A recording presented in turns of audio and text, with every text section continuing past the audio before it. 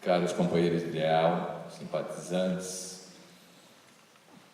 que a mensagem de Jesus toque nossos corações, ao tempo que se sintam abraçados pelos companheiros da Federação Espírita do Estado da Bahia. Nesse momento, nós, os baianos, estamos reunidos, programando o nosso encontro estadual daqui a 2 semanas, com a mesmo ideal, o mesmo entusiasmo, a mesma vontade de fazer com que os pensamentos do Espiritismo, a vivescência do cristianismo cheguem em nossas vidas, formulem as nossas próprias práticas espíritas, facilitando assim a instauração do reino dos céus aqui no planeta das provas ainda e das expiações. Nós começamos esta reflexão sobre o pensamento social do Cristo, recordando que o Espiritismo, em nosso entendimento atual, ele tem uma característica básica, ou melhor, um propósito básico. E até por isso mesmo se autodefine do ponto de vista da natureza do conhecimento. Allan Kardec foi muito claro em dizer que o papel do Espiritismo era destruir o materialismo. Essa palavra é muito forte, pelo menos nos arraiais baianos, e então nós glamorizamos um pouco essa tarefa e dizemos que o papel do Espiritismo é incluir e transcender o materialismo numa cosmovisão centrada no espírito. E esta cosmovisão centrada no espírito, ela tem também um fundamento histórico social, que é o pensamento do Cristo, o Evangelho propriamente dito. E então, a segunda tarefa, que na verdade é uma explicitação da primeira, significa que nós precisamos reviver o Evangelho nas suas características originais, aplicando-os na vida social e na organização das nossas instituições. Dessa forma, nós estaremos resgatando uma grande ideia que antecipa o próprio processo evolutivo da humanidade, já que temos Jesus como nosso modelo e guia no planeta Terra. Em sendo assim, com esta concepção espírita, ou esse entendimento do que é o Espiritismo e o seu papel, então podemos verificar nos estudos evangélicos aquilo que pode ser subsídios para a nossa análise cotidiana, a nossa experiência de vida a partir desse parâmetro. Para fazer isso, a nossa reflexão matutina vai tentar entender a sociedade atual e verificar o que é que ela tem de similar ou de distante em relação ao pensamento social de Jesus. Se nós olharmos a vida ocidental, portanto, Europa, América, principalmente, ela tem características civilizatórias muito claras, tem um saber que constrói essa visão de mundo e daí derivam todas as ações e organizações que nós conhecemos. Essa visão de mundo tem uma origem nos tempos da Renascença, logo depois daquele movimento cultural que invadiu a Europa no século XIV, século XV, até o início do século XVI. E a grande característica desse movimento foi, de certa forma, definir claramente as esferas culturais. Elas, então, passaram a ter autonomia: a ciência, a filosofia, a arte e a religião. Isso não era possível no passado. Na velha Grécia, a filosofia era hegemônica. Na Idade Média, a teologia era hegemônica. Agora, as esferas culturais poderiam, elas próprias, criarem os seus métodos de investigação, de trabalho, de realização. E foi assim que apareceu o modelo de saber que nós temos hoje, principalmente no âmbito da ciência. Um saber que é racional, porque a razão foi considerada superior à sensação, ao sensório, e além disso, esse saber era empírico, isto é, fruto da experimentação, da pesquisa. Mas ao fazer isso, de alguma forma, esse modelo, aos poucos, foi eliminando qualquer subjetividade como substância primordial ou relevante no mundo. E esta característica eliminatória chegou ao auge no século XIX, porque tudo que podia valer em termos de ciência era aquilo que estivesse no domínio sensorial. Fora do sensório, não havia algo que tivesse validade relevante para a pesquisa ou para o saber. Não é à toa que, então, a física, a química e a biologia se estruturaram de uma forma bem objetiva, como se diz, um modelo positivista, através de projetos de investigação, todos eles centrados na análise, portanto, racional, a fragmentação da realidade, porque a análise se tornou uma realidade cotidiana e se construiu uma visão de mundo centrada numa única substância, a matéria, a substância que Descartes, o criador do racionalismo, que dominou a Europa, ainda domina os nossos pensamentos, dizia que era o res extensa. E aquilo que era o pensamento, o res cogitans, isso foi colocado à margem. Em outras palavras, enquanto Descartes era dualista e pensava em mente e corpo, mas mente independente do corpo, ainda que com interações pelo paralelismo psicofisiológico, agora só existia matéria que gerava a mente e que gerava toda a estrutura social.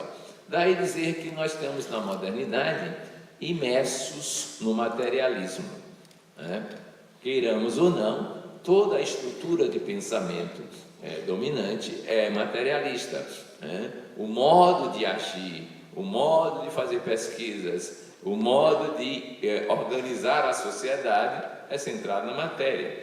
E como a matéria é algo em mutação, nós dizemos que ela se concentra na ordem filosófica ou ôntica da existência, isto é, nós somos, para o materialismo, um transformismo permanente que desaparece com a morte e aparece com a fecundação, no caso dos seres vivos de um modo geral. Então temos essa noção. Daí se deriva algum modo de pensar a realidade. É preciso usufruir do tempo possível, tentar alongá-lo, e aí a medicina, a economia, as administrações tendem a fazer, e colocar qualidade máxima nisso, porque vai desaparecer tudo, e é preciso usufruir disso. Ao fazer desta forma, e tomando a consciência de si mesmo, que é uma realidade muito recente na história da humanidade, consciência de si, nós erigimos um mundo de direitos, um mundo de autoidentificação, um mundo de valorização de si mesmo. Então, juntamos essa necessidade de gozo, chamada hedonismo, com a necessidade de posse, que nós chamamos no nosso ocidente de capitalismo. Não nasceram de graça, nasceram da cosmovisão materialista que estrutura a humanidade, que por sua vez nasceu da consciência racional analítica apoiada no sensório e no impulso natural de sobrevivência da vida. Esse é o estágio atual que nós nos encontramos, só que acrescidos agora de possibilidades de mais consumo, isto é, nós, além de sermos hedonistas, de sermos centrados na autoconsciência, portanto egocentrados, e mais adiante veremos egoístas mesmos, além de sabermos que vivemos para a transitoriedade, somos impermanentes e por isso mesmo temos que aproveitar o dia e possuir o máximo que pudermos. Agora temos uma capacidade criativa de criar demandas, necessidades as mais variadas, e por isso tornamos-nos todos consumistas, isto é, movidos a consumo de um modo geral. Essa é a sociedade que nós conseguimos construir. Ora, quando o pensamento espírita aparece, há uma revelação nos Estados Unidos, por Andrew Jackson Davis, um médium, que dizia que o auge do materialismo era o começo da chamada invasão organizada dos espíritos, que começa com aqueles fenômenos famosos de Hydesville e se espraiam por todo o mundo para demonstrar que esse tipo de realidade material era primitivo, era limitado, era uma visão de alguém que não tinha grandes capacidades de percepção nem de consciência. Não é que era mal, era simplesmente restrito. É como a gente imaginar a visão que nós temos a partir da nossa retina, que não enxerga o que o microscópio percebe, o telescópio percebe. Era uma limitação, mas que devia ser superada por um outro tipo de consciência que mostrava que, na prática, embora estejamos como existência, não somos existência, somos essência, somos espírito. Essa é a ideia básica. E, ao fazer isso, os espíritos que comandaram o projeto da invasão organizada trouxeram à baila qual seria o nosso modelo e guia. Como foi mencionado, Jesus aparece nesse tipo de circunstância. E aparece para mostrar como pode ser a civilização do futuro, como pode ser o modo de organizar a sociedade, como pode ser a nossa própria vivência de um modo geral. Ora, ele está, digamos assim, fora do seu tempo, da sua época, em termos de apresentação de ideias, e é compreensível que poucos pudessem assimilar as suas reflexões e mais ainda povos terem que segui-lo da forma mais adequada possível. Não é viável isso. Na técnica da chamada descida dos ideais, os ideais vêm muito à frente e funcionam como atratores. Nós dizemos às vezes utopias, mas as pessoas, ao assimilarem essas ideias, elas a transformam para o seu meio, as suas possibilidades históricas, sociais e, claro, psicológicas, pessoais, para poderem vivenciar isso adequadamente. Então, Cristo nos traz noções, à época, que são muito diferentes do que nós estamos acostumados a pensar. E é isso que nós vamos refletir juntos, também para nos perguntarmos se o Espiritismo é rever a essência do cristianismo, se a pretensão do Espiritismo é fazer essa mudança de paradigma, superando o materialismo e criando a cosmovisão do espírito na prática cotidiana. Como é que nós, espíritas, vamos fazer isso na sociedade? Como é que vamos fazer na nossa vida, nas nossas instituições, não necessariamente espíritas, mas nas instituições do mundo que nós estamos, já que todo o modelo existencial presente na atualidade é veementemente dominado pela hegemonia da concepção materialista. Como é que vamos reverter isso, ou melhor, superar isso, incluindo as vantagens que o materialismo trouxe, mas transcendendo de alguma forma? E é por isso que a gente vai refletir mais profundamente sobre esse ideário, que é o pensamento social espírita de Jesus. Nós temos algumas áreas para atuar, ou alguns setores para facilitar a nossa vida. A primeira ideia que nós trazemos, também usando um pouco do texto da terceira parte do Livro dos Espíritos, é analisar aquelas leis que Kardec nos trouxe, que também são tiradas do modelo iluminista francês para a nossa realidade. A primeira lei que nós vemos é a lei da adoração. Esta é a lei básica que começa a terceira parte do Livro dos Espíritos. Ora, o que é a adoração, no entendimento significativo do ponto de vista da realização da pessoa. A lei da adoração significa que você conhece ou entende que há um ser transcendente e que sua vida vai ser regulada por esse ser transcendente, pelas suas leis, pelas suas experiências de relacionamento e, portanto, ele é significativo na sua vida. Tem esta relevância. O que é que o Cristo vai nos trazer sobre isso? Em primeiro lugar, ele vai apresentar um conceito mais humanizado do que o do tempo dele, sobre Deus. O Deus que ele nos traz de imediato para as massas, para as populações, para o cotidiano das pessoas, é um Deus paternidade. Ainda que isso reflita o dinamismo patriarcal, porque Deus podia ser maternidade, há uma diferença significativa com a cultura em que ele se encontra. Já era uma cultura, do ponto de vista prático, ligado ao monoteísmo, mas ele agora, ao invés de trazer um Deus guerreiro, um Deus parcial, um Deus com humores os mais variados, ele agora traz um vínculo de paternidade, que de certa forma sugere educabilidade, sugere cuidado, sugere interação de quem compreende a dinâmica de desenvolvimento daquele que ele é filiado.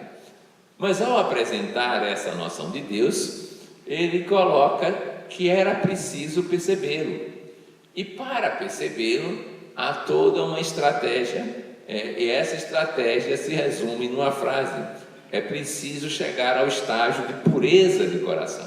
Sem a pureza do coração, não é possível perceber Deus. E depois da pureza de coração, é fundamental que se viva como pacificador, porque o pacificador será chamado filho de Deus. Vocês percebem aí já a reflexão que ele coloca sobre a nossa relação com Deus. Em primeiro lugar, a necessidade de superarmos o velho conceito, Jeová. Em segundo, é preciso trabalhar-se de tal maneira na educabilidade da manifestação do Espírito para chegarmos ao estágio dessa leveza, pureza do próprio coração. Ora, com isso, nós já vimos que a via de acesso ao divino, portanto, a lei da adoração, não é meramente uma via racional analítica como temos na atualidade. Não é uma reflexão sobre Deus, é um sentimento que é inato no ser humano, mas que agora se explicita por esta condição de estar livre das limitações do véu que impede a percepção de Deus. E é claro que esse sentimento vai aparecer no próprio cristianismo de uma maneira muito rica, nas suas palavras evangélicas, porque a pureza do coração é referendada pela prática do amor, da vivência do amor incondicional. Tão incondicional que inclui os inimigos, inclui o próximo, e chega-se a dizer que o amigo dará a vida pelo amigo. Em suma, é uma experiência psíquica afetiva em que as pessoas se desenvolvem a ponto de chegar a esse estágio de inclusão, porque quem ama os inimigos, já não tem mais inimigos, já não se sente adversário, faz aquilo que é chamado hoje a vivência da alteridade, da inclusividade, e por isso há um modo social de estar decorrente dessa lei da adoração. Além do mais, ele vai mencionar que, quando indagado, que não se deve adorar a Deus, não é relevante, nem no Monte Garizim, nem no Templo de Jerusalém, quando ele se depara com a pergunta da mulher samaritana. Por que isso? Porque simplesmente essa situação ainda é exterior, ainda diríamos hoje, da forma, da aparência, ou do ego, da personalidade, não é do ser em si. E ele vai dizer que Deus deve ser adorado em espírito e verdade. Então, já não é mais a condição tradicional de estar no mundo e nas suas exterioridades, como era o convencional na época. Ora, mas também ao dizer isso, ele está referendando que é fundamental adorar. Em outras palavras, que o homem, o ser humano, para se autorrealizar, precisa estar com seus momentos de sagrado no decorrer da sua vida. Nos tempos atuais, se fala que o problema básico do ser humano é esta neurose da separatividade de Deus, porque nos vemos, nos percebemos distantes dele, então temos todas as nossas vivências e construções limitadas por esse tipo de percepção. Quando estivermos em plena comunhão, então não haverá distância, que nunca houve, é a nossa ignorância que faz percebermos dessa forma, e teremos construído uma civilização diferenciada em termos do sagrado, que será a nossa prioridade, como veremos adiante. Mas ele vai mais ainda nesse tipo de trabalho, nas reflexões que podem nos levar à ideia de autorrealização. Nós estamos acostumados, de um modo geral, até mesmo as raízes espíritas, a pensar que precisamos ser homens de bem. Tem até uma página no Evangelho que ainda é desafiadora para uma grande parcela da humanidade, é ser um homem de bem. Nós não nos percebemos limitados pela consciência de estar humano. Ainda nem notamos isso, que estar humano não é grande coisa.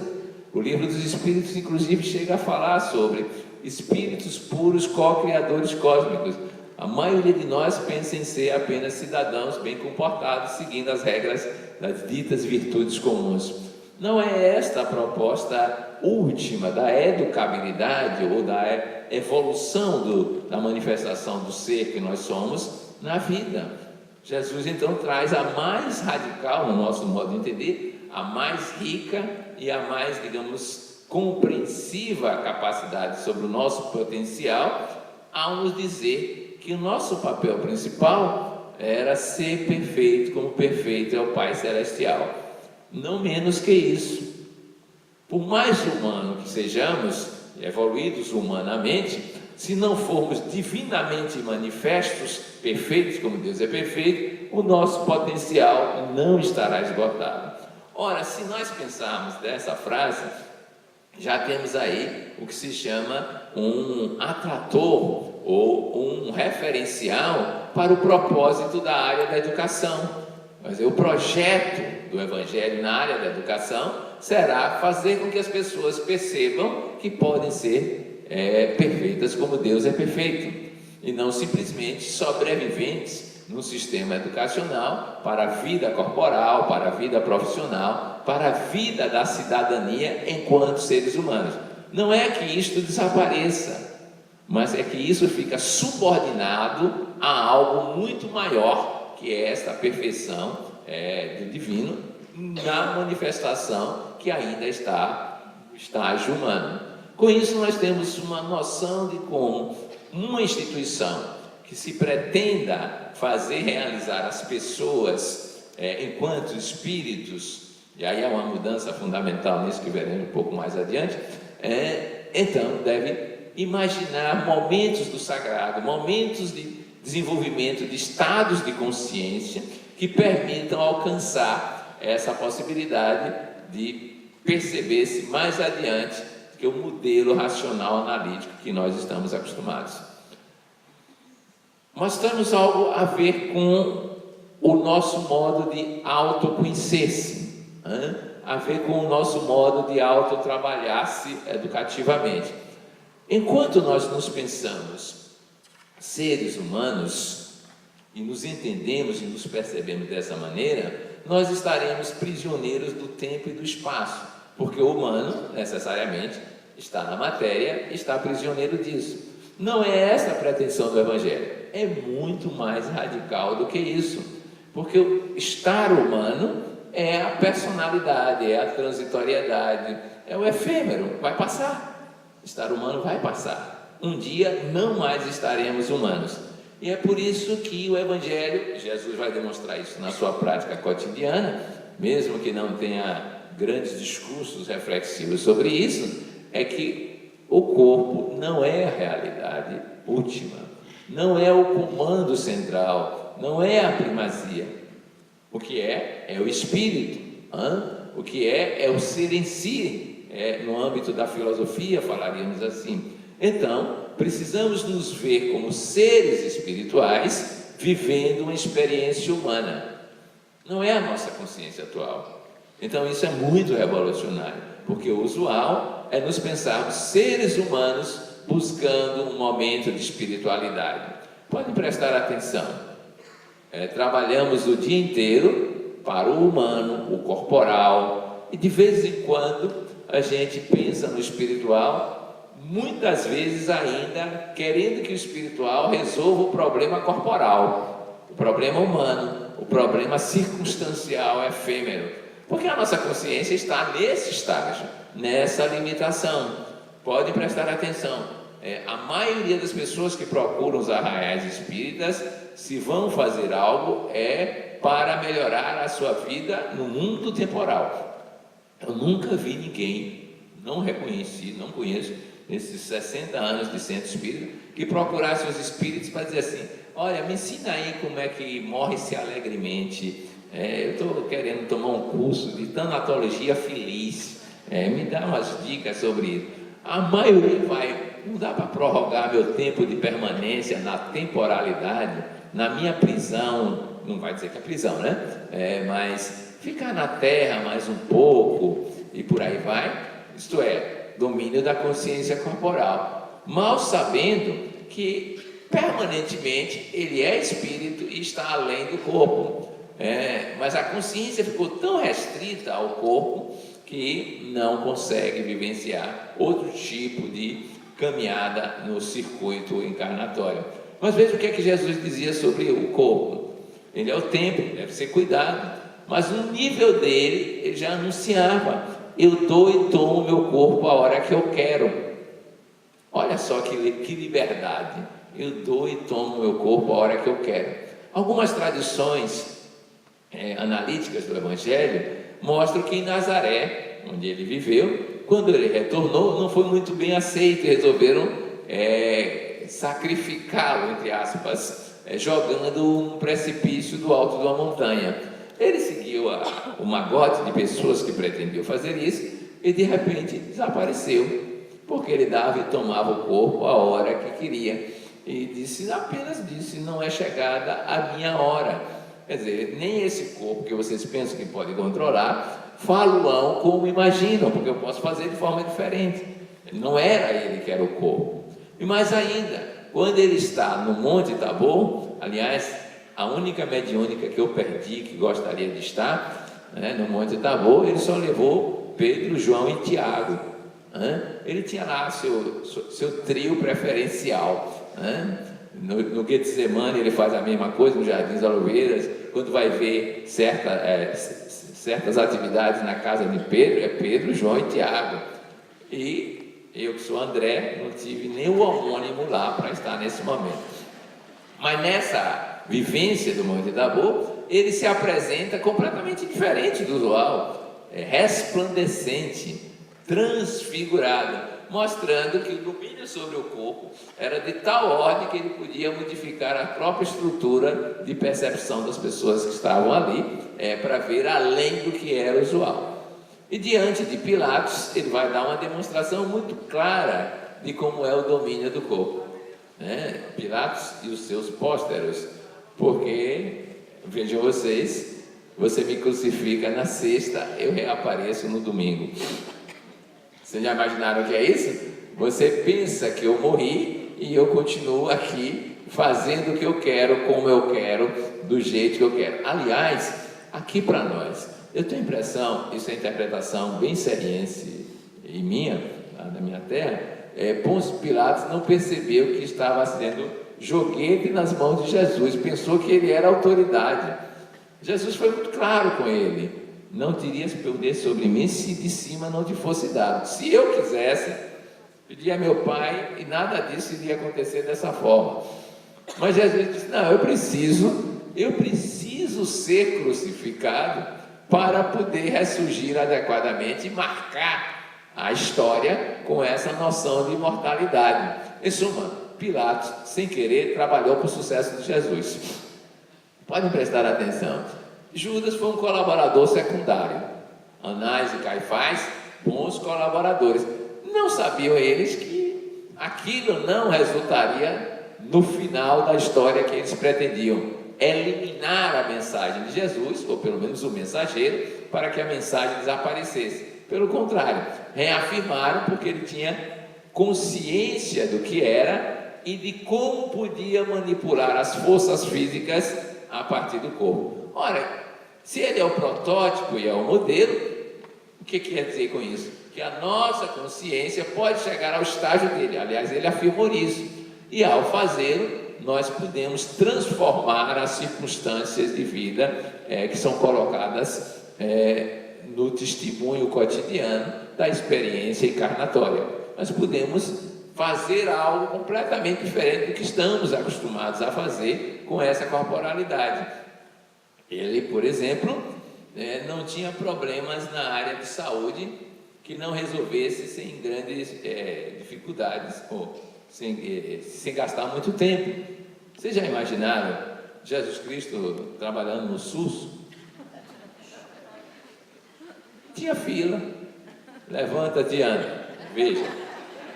A mulher chegou, já ficou boa. Só foi a sombra, passa.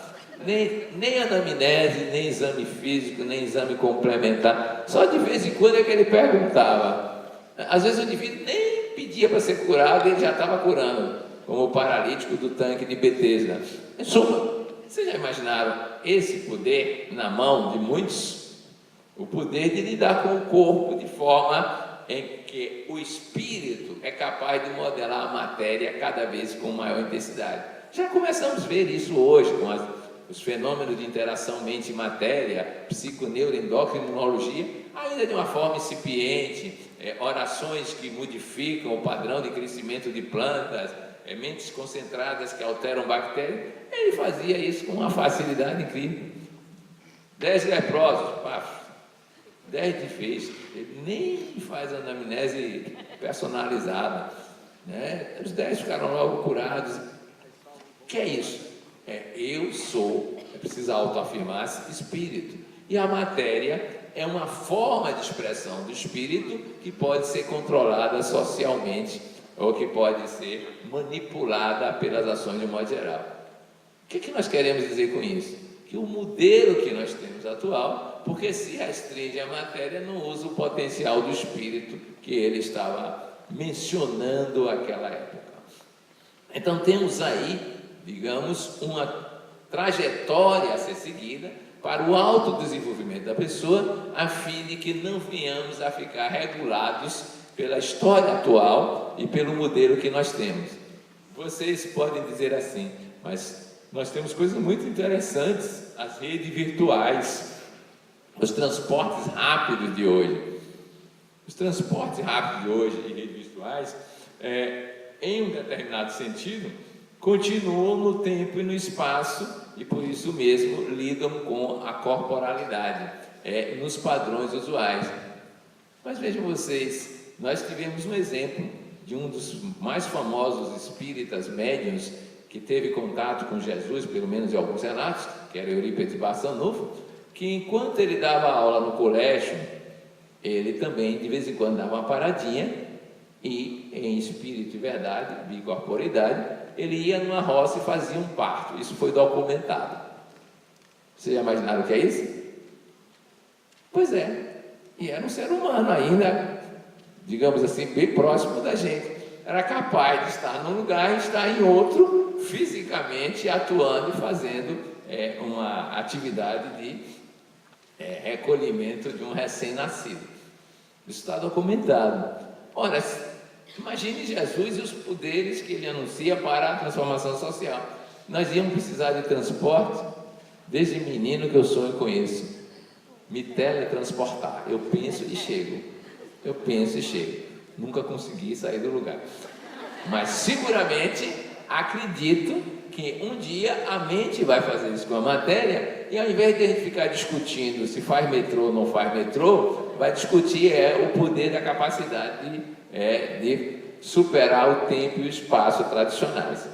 Estou propositadamente sendo utópico para vocês se sentirem assim, desafiados a caminhar numa direção bem mais avançada do que estamos acostumados a pensar no cotidiano espírita.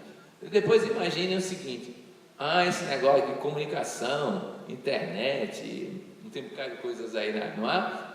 Isso pode ser uma barreira. Alguns estudiosos psíquicos estão dizendo que isso pode ser uma forma de acomodação nossa. Para que negócio de virtualidade, conta a pagar, se você pode fazer telepatia? Se comunicar diretamente. Só que a gente não desenvolveu essas qualidades, essa possibilidade. Desaparecer a barreira tempo e espaço e entrar na mente do outro, conviver com ela, trocar ideias e por aí vai. Pode fazer isso. Então reparem como pode se avançar na noção de superação da estreiteza corporal que nós possuímos na atualidade. Nós estamos indo numa espécie de passo a passo na civilização. Aos poucos descobrimos formas mais virtuais, mas um dia a gente vai dar um salto de qualidade e falar com Jesus da mesma forma. Negócio de visão. Jesus viu Natanael e quando ele disse: me conheces? Vi debaixo da figueira, mas a figueira não estava à vista, e por aí vai. Então, esse domínio corporal mudará o nosso perfil de natureza social. Mas nós temos várias questões que são ligadas às relações sociais, às vivências interpessoais de um modo geral. Ora, a primeira grande questão do Evangelho é a capacidade de colocar no mundo uma espécie de novidade para a época, pelo menos, e continua válida. O outro não pode ser tratado como outro. O outro deve ser tratado como si mesmo. Mas para isso precisa ter consciência de inclusão, deixar de ser egocêntrico, ampliar para etnocêntrico, depois globocêntrico, depois ecossistêmico e por aí vai. E é nesse foco que o cristianismo mais trabalha nas relações sociais, que é o foco da amorosidade. Vejam vocês, é preciso amar o próximo. E quando ele pergunta quem é o próximo, Jesus aproveita-se do momento histórico e fala da parábola do bom samaritano. Para começo de conversa, Jesus escolheu umas figuras muito importantes para chocar a época. Samaritano, onde ele estava falando, na Judéia, não valia nada. Era a turma da ignorância da região. Eu quase ia dizendo, é o Nordeste para algumas pessoas do Sul, né? É uma coisa assim, atravessada e atrasada. E ele disse que o samaritano era melhor do que o sacerdote, devia ser judeu, o rabino, era melhor do que o levita, o homem da lei, porque compreendeu a necessidade do outro como se fosse dele. E veja como ele age. Ele é capaz de pensar as feridas do momento, ele é capaz de levar a uma estalagem, é capaz de pagar a conta antecipadamente e é capaz de garantir o excedente de gastos quando ele retornasse da viagem. É pouca coisa? O que é isso? Você só faz isto com você mesmo. Mas para ser você mesmo é preciso que o outro esteja incluído em você. Daí a dinâmica do Evangelho é mostrar que não é simplesmente combater o egoísmo, que é uma linguagem nossa ainda, bem ocidental, é ampliar a noção de eu a ponto do outro estar incluído em você mesmo. Isso é o máximo, a máxima expressão do altruísmo. Não há um outro. O que o outro vive, experiencia de problemática é meu, faz parte da minha vida. Eu não posso desqualificá-la de modo geral. E além do mais, o outro como eu é uma criação divina, qualquer que seja o outro, mesmo que seja um assaltado, mesmo que seja alguém de uma região empobrecida culturalmente para os padrões vigentes, não importa. Quanto mais o Evangelho e as suas vivências se introjetam na nossa vida, as diferenças passam a ser irrelevantes. Não tem significado, mas a identidade última e profunda que vai agregando as pessoas até chegar àquilo que eu já mencionei como monismo divino, e isso isso é que faz a grandeza da realização humana. E aí nós vamos cuidar de todo mundo. Para nós hoje, não é problema que alguns passem fome do ponto de vista emocional nosso. Nós dormimos tranquilos, nós podemos passar dias e dias sem nem lembrarmos dessas situações. Não é problema nosso, ainda, na profundidade que o Evangelho exige, ver as dores alheias, as mais profundas, significativas, emocionais, afetivas, de modo geral. Porque nós estamos na sociedade da posse, do ter, do apropriar-se, pensando que assim resolve as questões da autorrealização ou da própria felicidade. O Evangelho vai propor uma radical diferença. Não há possibilidade de ser feliz sem integração. Não há possibilidade de se viver feliz quando há sofrimento no aparente outro, que somos nós mesmos, visto como imanência divina. Daí porque o trabalho de autoconstrução para ter cada vez mais abrangência. E isso aparece nos dias atuais com busca de interreligiosidade, ecumenismo, mas nas vias comuns da vida, nós nos pensamos tão isolados, tão egóicos, tão personalidades, individualidades, que não percebem essa unificação, essa identidade coletiva, que disputamos tudo, digladiamos, formamos grupos para estar contra grupos e conservamos algo que herança da fase de primatas que nós vivemos. Alguns primatas são genocidas, então nós também somos, continuamos fazendo isso. E como somos genocidas materialistas, pensamos que matando o corpo, destruindo o corpo, resolvemos o problema da ameaça que o outro representa para nós. Ora, quando o Evangelho chega, não há nem mais inimigo. E ele era muito claro: não temam os que são capazes de destruir o corpo, mas os que são capazes de perturbar a alma. Porque o corpo vai ser destruído de alguma forma. E isto é periferia, isso é expressão transitória e provisória da vida cotidiana. Então, essa noção de amorosidade, essa noção de inclusividade é a marca da evolução da pessoa no Evangelho como modo geral. Por isso mesmo, eu fiz uma proposta a alguns grupos espíritas na Bahia, que como a amorosidade não é tão universal ainda, nós não conseguimos amar birmanês, que a gente nem sabe quem nepalês, que no mês de setembro até 7 de outubro, nós nos dedicássemos a amar somente 13 pessoas, os presidenciais. Nós iríamos orar todos os dias por eles, nós íamos pedir a Deus que os inspirasse, nós íamos emitir vibrações carinhosas por todos eles. Pela reação corporal do público espírita da Bahia, eu desconfiei que 13 eles não amariam, não. Eles tinham lado. Esses aqui sim, esses aqui não. Eu digo, pois enquanto não vem a inclusividade para chegar a fazer desaparecer essa animosidade, então estaremos muito longe de viver o Evangelho. Agora eu estou pedindo ao povo da Bahia, eu posso incluir vocês, que ame só 2 pessoas. Menos que 13, só 2. E que todos os dias vibrem para que aquele espírito, criação divina, manifeste cada vez mais a divindade que ele é. Quero ver o que acontece. Porque, pelo que eu tenho percebido, as pessoas estão apaixonadas por uma pessoa. Isto alguns.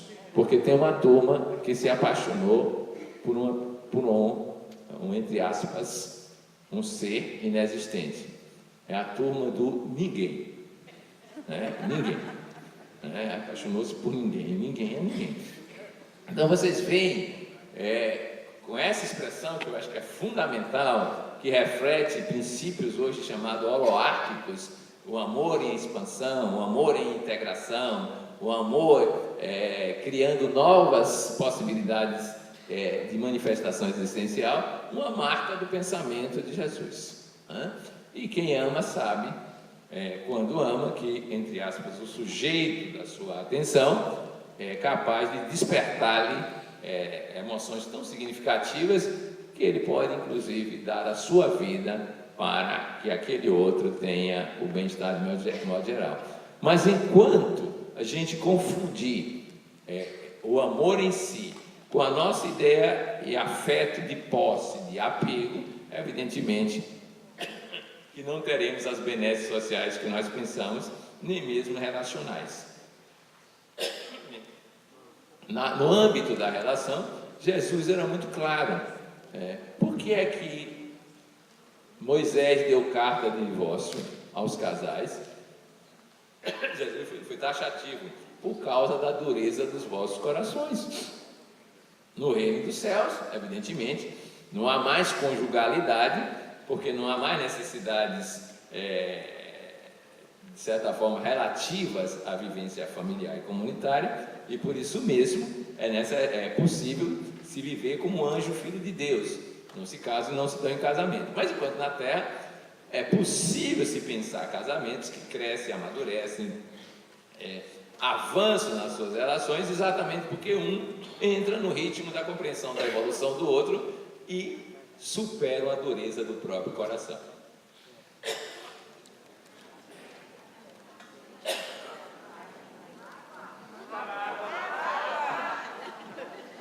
Para peixe tem que ter água. Vejam como Jesus Cristo trabalha a questão familiar, mas ele tem o cuidado de chamar a atenção que o consanguíneo é limite. Quando alguém diz, deixe-me enterrar meu pai, diz, olha, deixe os mortos enterrarem seus mortos. Isso aí já é uma sugestão de que, embora a consanguinidade seja fundamental no estágio humano, ela não pode ser o limite máximo da nossa realidade, até porque nós excluiríamos os outros, de um modo geral, os outros não consanguíneos. É interessante como essa consanguinidade é forte, porque o estágio evolutivo que nós nos encontramos permite esse tipo de percepção, né? Eu sempre acho interessante quando encontro alguém com sobrenome Peixinho. Já encontrei em vários lugares do Brasil e descobri que todos têm um parente ancestral no Auá, ali Monte Santo, no nordeste da Bahia. Portanto, de ladrão a presidente, todo peixinho é parente. Mesmo com distância, é a força da consanguinidade. Mas ele vai dizer que isso é muito pouco. Vejam vocês, quem é meu pai? Quem é minha mãe? Quem são meus irmãos? Senão aquele que faz a vontade do Pai Celestial. Repare que há uma irmandade, uma parentela espiritual, como vai falar o Evangelho segundo o Espiritismo, que é muito mais inclusiva e muito mais vasta do que a consanguinidade. Então, como ele é um bom pedagogo, ele vai dando gradações evolutivas relativas à família. E ele mesmo diz que vai fazer a vontade do Pai Celestial, que é a participação dele na família universal, na família divina. Então nós já podemos verificar o seguinte: nós temos parâmetros para analisar como andam as nossas relações afetivas conjugais. Elas, por natureza, são limitadas, porque o amor conjugal, por mais que nós queiramos dar uma ênfase e um significado para ele já nasce, pela própria natureza, problemático. Vocês vão ver por que isso. Simples. O amor conjugal não é inclusivo. Daria muito problema, né? Não é? Você ter vários amores conjugais simultaneamente dá muito problema. Então ele não é inclusivo. Enquanto o amor universal, o amor fraternal, são mais fáceis. Depois ele não é incondicional. Conheço muita gente que diz: amo, mas para conviver conjugalmente com o mais pobre do que eu, não dá. Vou baixar meu nível, não consigo. Ou com aquelas características, aquelas qualidades ali, não me agrada. Então, eu condiciono uma série de coisas. Mas é um avanço significativo a inconsciência relacional que era antes da instituição da família. E é claro que o amor conjugal ainda tem um outro problema. Ele tem uma mania de exigir reciprocidade. Você me ama? Agora tem perguntas do tipo: você me ama? Mais do que as outras 9? Pelo amor de Deus. É limitado, mas é um começo de saída de si mesmo para ter uma convivência com o outro, até que a dureza dos corações vire pureza de coração. Aí o amor é incondicional, o amor é pleno, e aí vocês vão se lembrar de que qualquer que seja a expressão do outro, ele é amado, porque o amor não está no outro, está naquele que ama e que se expressa dessa maneira. É um amor legítimo, cristão, na sua plenitude, o ágape dos gregos, que faz até da música popular brasileira. Uma das músicas diz que, mas ele gosta dela e não maltrata ela, trata muito bem, é bem antiga, não é do tempo de vocês. Foi à capela e casou com ela, mas não faz mal a ninguém. E aí ele vai contando, a mulher era toda deformada, mas para ele era um peixão, e daí? E daí? Para ele era aquilo ali. Em suma, o amor era incondicional, pelo menos nas características que foram colocadas. Então Jesus vai mostrar como isso socialmente se transforma, vai evoluindo, vai construindo outras possibilidades. Mas ele também vai falar de coisas como dinheiro. Vocês pensam que Jesus estava fora disso? Não. Em primeiro lugar, sobre o trabalho, ele tem uma lição que eu espero que não leiam no Congresso Nacional. Meu pai trabalha até hoje e eu também. Os espíritos botaram algo que também é perigoso para essa turma do modelo capitalista. O limite do trabalho é o limite das forças. Não tem carga horária, não. Bom, para baiano isso é fácil, porque o limite das forças baianas é 4 horas por dia. Isso é tranquilo. Mas para quem tem muita força, vai passar aí o tempo. Mas vejam vocês, o trabalho não é uma condenação, como vem da velha Grécia. Trabalhar era a negação do ócio, fazer negócios, como alguns querem entender. O trabalho é uma forma de autorrealização. Ele trabalha permanentemente. Mas na hora de remunerar, a melhor lição que ele nos deixa é a parábola dos trabalhadores da última hora. Quanta inveja, hein? Ele provocou. Com aquela lição, o da última hora ganhou o mesmo que o da primeira hora. Vocês não achariam isso injustiça? Como é que vocês recebem igual a quem trabalhou uma horinha só? Logo as pessoas reclamariam disso. Mas ele vai mostrar por essa regra, por essa lei, que não é a remuneração que vale. Não é essa situação do dinheiro que é importante. É o fato de trabalhar, de ter a oportunidade de realizar-se dessa forma. Em suma, isso é uma proposta diferenciada em relação às questões econômicas de um modo geral. São completamente diferentes, porque você não vai usar o princípio da proporcionalidade matemática, e menos ainda da hierarquização de funções segundo critérios que são eminentemente pessoais ou grupais, para a remuneração. Eu tenho a impressão que uma leitura mais profunda de Jesus vai dizer: todos precisam ganhar o básico e por isso tome a mesma moeda. Ele não trabalhou porque não achou emprego. E provavelmente ele já estava começando ali a previdência futura, de um modo geral. Mas ele vai também dizer que o trabalho depende de talentos, que vai lançar a parábola dos talentos na sociedade, mostrando que aqueles que não produzem terão reduzido as suas capacidades, ou pelo menos as suas disponibilidades de meio. Vejam vocês, quem multiplicou os talentos teve a oportunidade de ter mais talentos ainda. Mas quem escondeu o talento, esse perdeu o talento que tinha e não foi adiante. E aí a frase que muitos capitalistas adorariam fora do contexto: a quem mais tem, mais será dado, e a quem não tem, até o que tem vai ser tirado.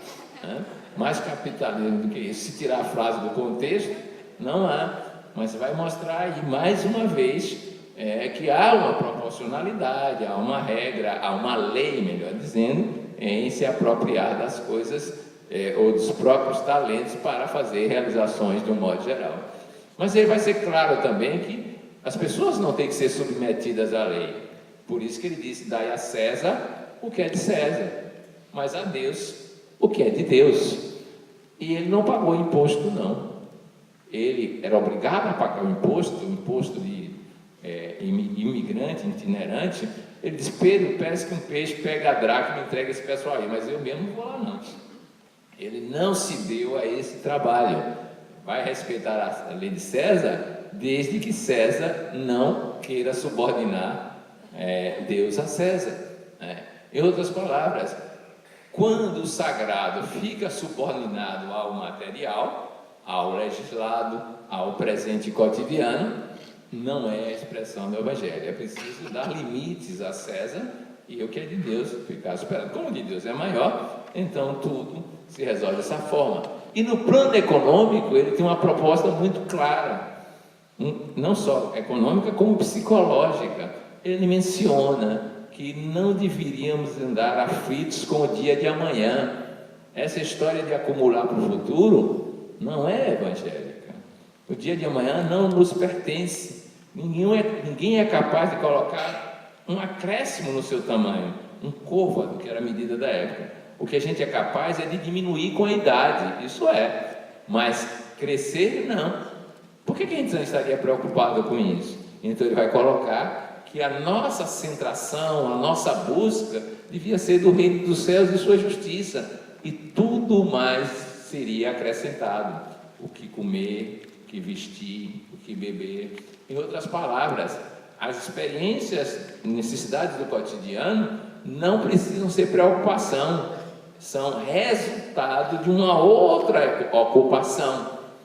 Uma lei maior regula quem vivencia esse tipo de situação. Até porque a ansiosa solicitude pela vida não vai resolver o problema da economia. Não vai. Não tem como. Vocês estão vendo muitas propagandas aí, como não vai. Porque a economia pensada desse jeito, materialista, ela simplesmente vai gerar mais problemas e desigualdades progressivamente. A história tem mostrado isso. As tentativas igualitárias não funcionaram. E nesse modelo egóico, egocentrado, não tem solução para isso. Mas na hora que a prioridade for o Espírito, o reino dos céus, a plenitude, existirá uma economia da consciência, uma economia do Espírito, do qual a matéria fica secundária. Aí se resolve o problema. Então ele tem uma fórmula diferenciada de fazer isso, auxiliado inclusive pelos seus poderes psíquicos, porque se fosse faltar alimentos, ele sabia como multiplicar. Então resolveria problemas dessa natureza imediatista, física, de um modo geral. Além do que, sabe-se hoje que quanto mais evoluído é o ser, ele tem outras fontes de energia psíquica ou de energia para o próprio corpo se autossustentar e coisas parecidas. Daí, porque no final, o Evangelho propõe uma superação da riqueza e uma superação da propriedade. Não é voltar à miséria antiga, à pobreza antiga, ou coisa parecida. É libertar-se dessas amarras para ir muito mais adiante. E aí nós vamos lembrar dois exemplos práticos. O primeiro deles é com o mancebo rico. O mancebo rico era uma pessoa especial. Fez a pergunta mais proeminente, mais rica de profundidade filosófica: eu vim aqui porque eu quero saber como é que eu alcanço a vida eterna. Sabe o que é vida eterna? É sair do tempo, da temporalidade, do impermanente. Ele quer ir além de toda a matéria, de toda a fenomenologia da transitoriedade. Jesus Cristo, então, pedagogo, diz: olha, tem a lei e os profetas.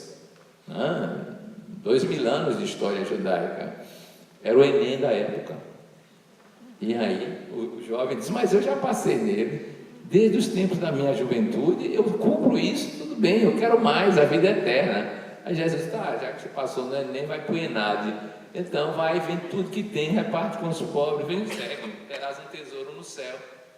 Ele aguentou? A história diz que não. O que Jesus estava dizendo? Reparte tudo com os pobres. Imediatamente as pessoas dizem: então eu vou ficar pobre? Não, ingênuo, você vai ficar com um tesouro, e esse tesouro resolve os problemas que você julga que resolve com a sua riqueza, simultaneamente. Mas isso é uma mudança estratégica de nível de consciência. Se você não faz isso, você não consegue. Se você não é capaz de se libertar do período de posse, você não vai saber o que é liberdade e que tesouro essa liberdade reserva para resolver as coisas que são demandas do período de posse. Estamos sendo desafiados a isso. E isso vai transbordar e aparecer em Atos dos Apóstolos, com o que eu finalizo essa nossa reflexão da manhã, quando Lucas, depois do dia de Pentecostes, aquele fenômeno fantástico de xenoglossia, de mediunidade de várias línguas, viu que tinha 3.000 convertidos. Ele descreve como era que viviam os convertidos, e entre as fases está, isso é para a nossa revivescência no Espiritismo, eles eram um só pensamento e um só coração. Portanto, sentimento e intelecto estavam integrados numa unidade e tinham tudo em comum, tudo em comum. Doavam voluntariamente seus bens à comunidade, faziam juntos as suas orações, cuidavam dos enfermos, das viúvas, dos órfãos, e apareciam prodígios através dos apóstolos. O que é isso? É a superação completa da consciência que gerou a propriedade privada, que vai passar. Então nós temos em Jesus um plano econômico revolucionário, né? Se tem tudo em comum, não há desempregado, não há problemas de distribuição de renda, pela voluntariedade das pessoas em produzirem o melhor que podem naquelas circunstâncias históricas e sociais. É por isso que eu continuo dizendo que estamos muito longe de aprender o Evangelho e trazer para as nossas vivências, de um modo geral, para as nossas experiências do cotidiano, mesmo dos arraiais espíritas.